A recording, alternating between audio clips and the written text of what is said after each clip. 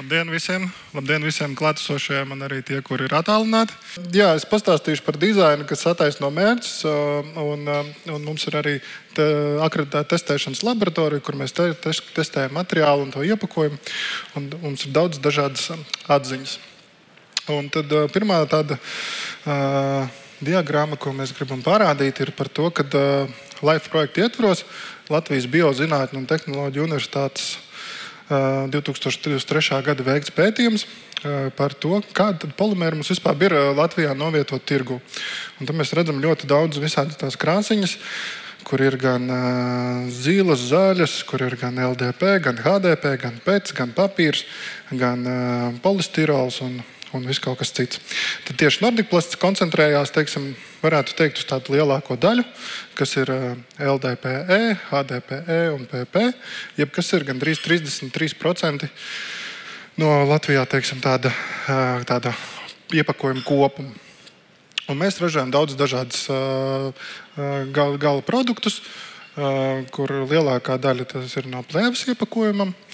Vienmēr ir jāizstāsta tas ceļš, tātad jūs mājās šķirojat, jūs ieliekat dzeltenajā konteinerā, šis iepakojums nonāk sadzīves vai šķirošanas stacijā. Šķirošanas stacijā viņi sadala vēl sīkākās detaļās, un tad savukārt no tām šķirošanas stacijām viņš nonāk tas materiāls pie mums, kuru mēs vēl vienreiz viņu pāršķirojam, un tad tikai pārstrādājam, saražojam granulu, un no tās granulas tad atkal var ražot kaut kādu jau jaunu atkal gadu produktu, un tas produkts ir iegūs atkal jaunu dzīvi.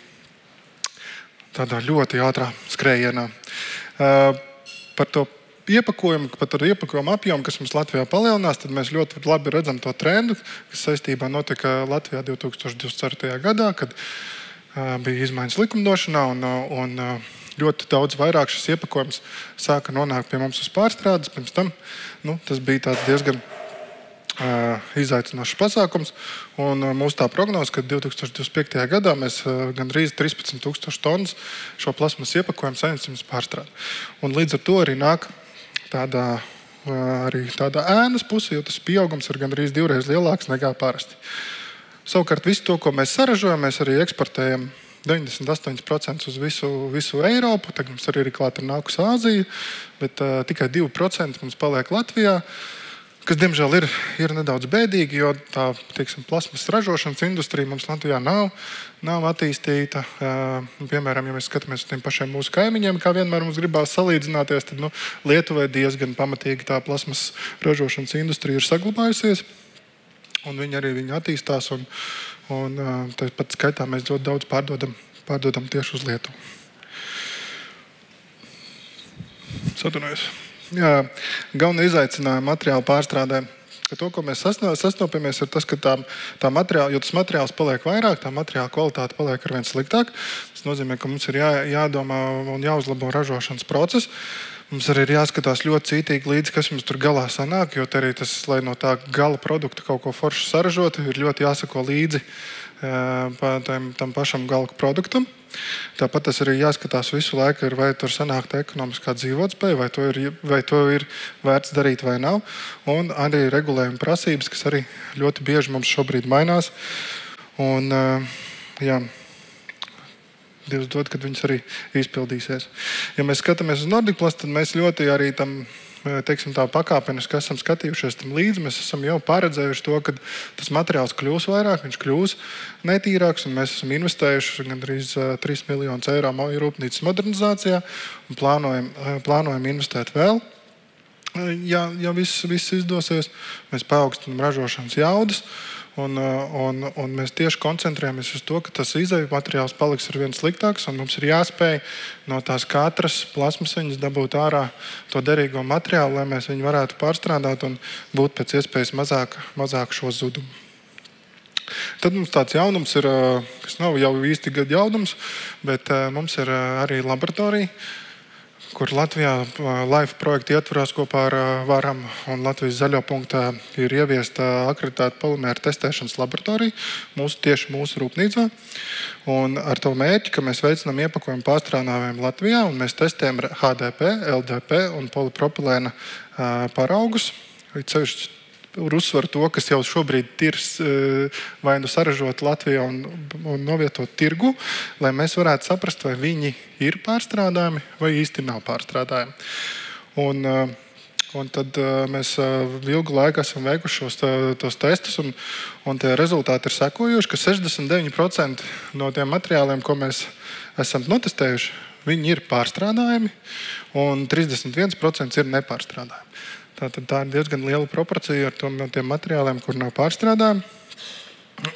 Un te arī jāuzsver tas, ka iespējams varbūt viņi ir no kaut kāda citu polimēra, varbūt kaut kur citur viņas var pārstrādāt, bet Latvijā viņas nevar pārstrādāt, un tā ir tāda liela sadaļa. Un ja mēs tieši skatāmies uz tādiem jau specifiskiem testiem, kur mēs jau ļoti precīzi varam noteikt, cik daudz polimēru komponents ir tajā vienā iepakojumā, tad mēs redzam, ka viens komponents, tas nozīmē, ka tas iepakojums ir ražots no vienas vienīgas plasmas, tur nav piejaukumi un dažādas uzlabojošas vielas, ir 35%, tur, kur jau ir divas komponentes, jau kopā tur ir 32%, trīs komponentes ir 14%, un sliktākais ir tas, kas ir tas 18,2%, ka tur jau ir tik daudz komponentus vai tādu plasmas, ko pat iekārtas īsti nespēja atpazīt, kur jau ir nepieciešami ļoti padziļināti jau tur, teiksim, testēšana, lai vispār saprast, kas tas vispār ir pa iepakojumu.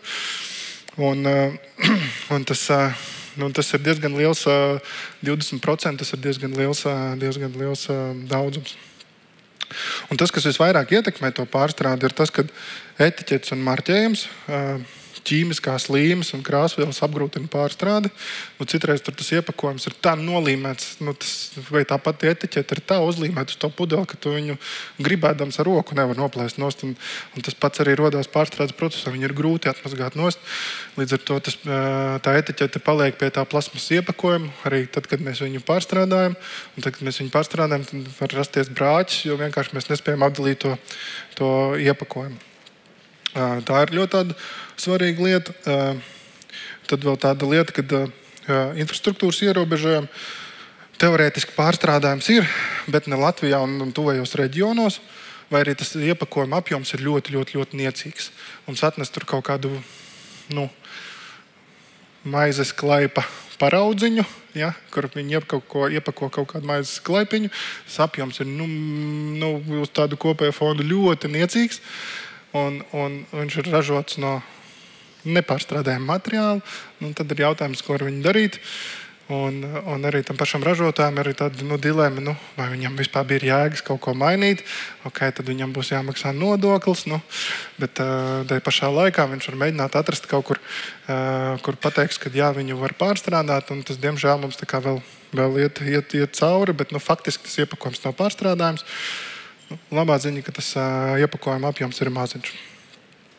Un viss tāda trakākā lieta arī, ko mēs pamanījām tādā testēšanas laikā, ir tas, ka tas marķējums ir maldinošs. Tur ir rakstīts, ka tas, piemēram, ir LDPE iepakojums, bet faktiski viņš nav. Faktiski viņš ir kaut kāds HDPE, vai viņš ir kaut kāds jau kompozīts, kur ir HDP, LDP un vēl kaut kādi citi klāt. Un tā arī ir tāda lieta, kad ko īstenībā nevar izskaust, tas ir tīri dizaina jautājums, un tas, kā paši ražotāji tam pievērš uzmanību, kad mēs maldinam, cilvēks domā, ka tas ir pārstrādājums, viņš viņu, protams, liek šķirošanas konteinerā, un beigās mēs viņu atšķirojam, tāpat tās nost, un viņš nonāk sadedzināšanu vai sliktākajā gadījumā poligonā. Visas tās lietas ir ļoti saistītas. Gan tas, kā mēs esam to iepakojumu uzražojuši, gan to, kā viņš izskatās, gan to, kas tad tur beigās ir saražots tajā iepakojumā. Un to, ko mēs vienmēr arī uzsakam, ja kāds pie mums vēršās, tad kā viegli uztaisīt to iepakojumu, lai viņš būtu pārstrādājams. Lai viegli būtu noņemams etiķetes. Ir ļoti daudz šobrīd paraugi Eiropā un visi tie lielie iepakojumi ražotāji. Viņi liek fantastisks bildes ar saviem jaunajām inovācijām par to, kā viņi smuki var noņemt etiķetes un tur atdalīt pat divus polimēra veidus. Tu vari atdalīt uzreiz jau pie izkastītes. Tā kā tur to iespēju ir daudz, bet, protams, tas arī nāk kopā ar izmaksām. Tas arī nāk arī ar tādu ražošanas pielāgošanu, jo tev mainās kaut kādas sastāvdaļas. Un pats galvenais, ko mēs vienmēr prasam, ir, sakam, ka, ja ir iespējams, tad labāk ir, lai to iepakojumu ražot no viena polimēra, lai nebūtu tas vārds monopolimērs, tad no viena polimēra, kad viņš ir viegli saprotams, ka tas ir LDP materiāls, vai tas ir PP materiāls, vai HDP materiāls, vai vienalga kāds cits polimērs, bet viņš ir ražots no viena materiāla. Tas nozīmē, ka viņu varēs viegli atpazīt, viņu varēs viegli sašķirot, viņu varēs viegli pārstrādāt. Tikko sākās šīs dažādi tie kompozīti, tā ir problēmas. Un tad arī jautājums ir par krāsu. Un šis arī tāds nebeidzams jautājums ir par to, kādā krāsā ir tas iepakojums, jo tagad, vismaz Latvijā es īstā neesmu pamanījis, bet, kad pabrauc Eiropā, Vācijā, tad tu var redzēt, ka tāds, piemēram, šampūna pudeles, viņas jau paliek tādas pelēcīgas vai tādas melnas, un tad tas trends ir tāds, ka tāds, netīra krāsa tagad ir forša, jo viņi pa lielam ir zaļa. Tas nozīmē, jo tad, kad tev sanāk dažādu krāsu tie polimēri uz to pārstrādi, tu jau nevari katru sašķirot pa krāsiņām, ka viens būs dzeltens, viens būs zaļš, pa lielam tev viss sanāk vienā tādā mikslītī. Un tagad, kad tu mikslīti pārstrādā, tev sanāk pelēks. Un tāpēc pelēks tagad atkal kļūst par tādu modernu krāsu, jo viņi ir ilgtspējīgi, jo viņi ir viegli uzražot atkal kaut kādu jaunu produktu. Un apdruka. Jā, jo mazāk apdrukas, jo labāk, jo tas vienmēr visiem pārstrādātājiem ļoti traucē. Un vissliktākais ir tas, ka tā apdruka citreiz pat ir no cita polimēra veida, un tad atkal ir problēmas, ko ar to darīt. Un pats galvenais vienmēr, kas visiem pārstrādātājiem nepatīk, ir bez metāla elementiem. Ja ir iespējams, mēģinām no tiem izvairīties, tas tiešām apgrūtina visu to procesu. Kā panākt iepakojumu pārstrādājumu Latvijā, tad to es arī vienmēr visos semināros, kur uzstājos arī stāstu, ir tas, ka ir nepieciešams šīs investīcijas tehnoloģijās.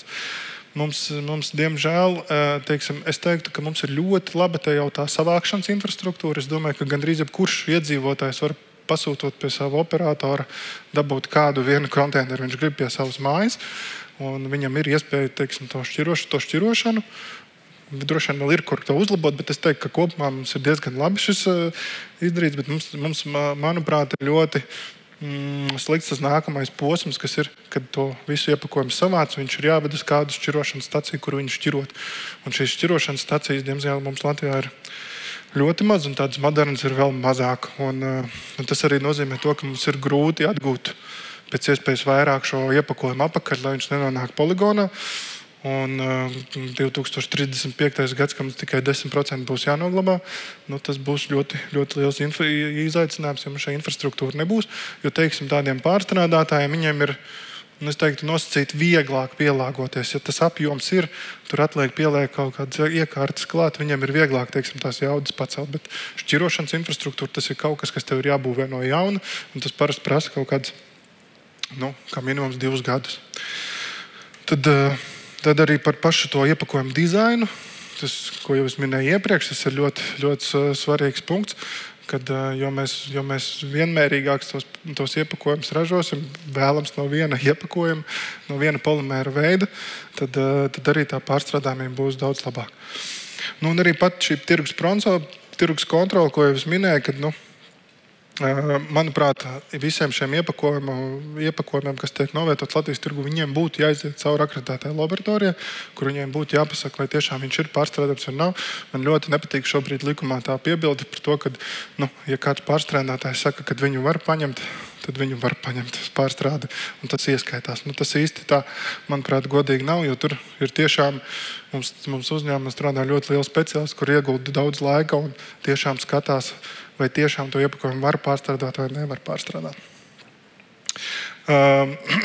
Un arī par iespējams to ekomodulētu rasu sistēmu, kad tiem, kuriem ir ļoti labs pārstrādājums materiāls, ļoti vienkārši, ļoti, monopolimērs, tad iespējams arī viņiem var būt zemāka maksa, būtu jāmaksā par to, ka viņš tiek novietots tirgū.